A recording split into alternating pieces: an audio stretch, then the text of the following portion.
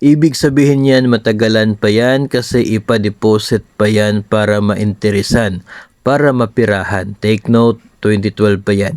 Siguro yung ibig sabihin ng sender ay 2022.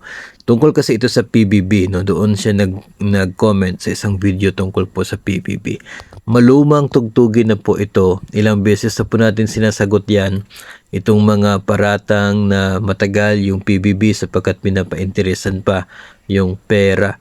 Paano naman po yun papainteresan ng DepEd yung pera para sa PBB kung wala pa naman pong pera na binigay ang DBM, di ba? Hindi ka po bibigyan ng pera ng DBM kung hindi ka pa eligible, no? So napakatanga naman siguro ano naman siguro ng DBM kung bibigyan ka ng pondo tapos hindi ka pa pala eligible, di ba? Ang pangit pag ganun. So bibigyan ka lamang ng pondo, ng allocation. Hindi po pera yung ibibigay sa iyo, allocation po ang ibibigay ng DBM para ito ay pwede mong ma-convert ng inyong bangko into cash sa account ng mga eligible personnel.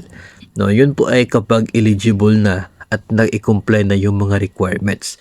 Ngayon, kung hindi pa eligible, wala pong pondo na lumabas intended para sa isang agency. And even itong mga pondo na binibigay for the agency, no? Sasabihin niyo yung DepEd, super laki ng pondo ng DepEd, billion yung pondo ng DepEd.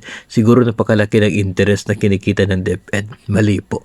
Sapagkat ang ito pong napakalaking pondo ng DepEd, hindi naman po yun one time pumapasok sa account ng DepEd. Every month po, no? Every month yung pag-release ng allocation papunta sa iba't ibang accounts ng iba't ibang division offices and implementing schools. And isa pa, yung account na kung saan pumapasok, yun po ay non-interest bearing na account. Kapag non-interest, ibig sabihin hindi po yung kumikita ng interest.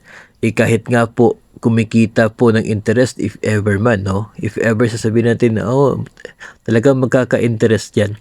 Kapag may interest, hindi naman po yung pwedeng gastusin, no? Yung pwedeng gastusin lamang ay kung magkano yung allocation na pumasok. Yung excess po niyan, babalik yan sa treasury. No, sa ganun po yung sitwasyon. Ganun po yung realidad na siya pong nangyayari pagdating po dito sa financial na aspeto. Hindi po nangangahulugan na sapagkat 2024 na wala pa kayong PBB ay pinapa-interest, pinapatubo yung pera.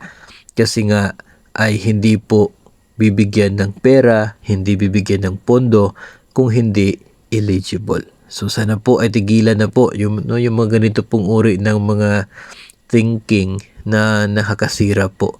Nakakasira mismo sa inyong sarili sapagkat kayo po yung nai-stress tungkol po dyan at nagiging makasalanan sapagkat binibintangan po ninyo yung agency na pinagkakitaan yung pera na hindi naman po nag-i-exist sa account nila at yung pera na hindi naman po actually pera but allocation. Ibig sabihin po ng allocation na yan ay halaga na pwedeng ma-convert ng bangko into cash papunta sa account ng mga eligible personnel o kaya ay ng mga creditors. No, wala pong pera.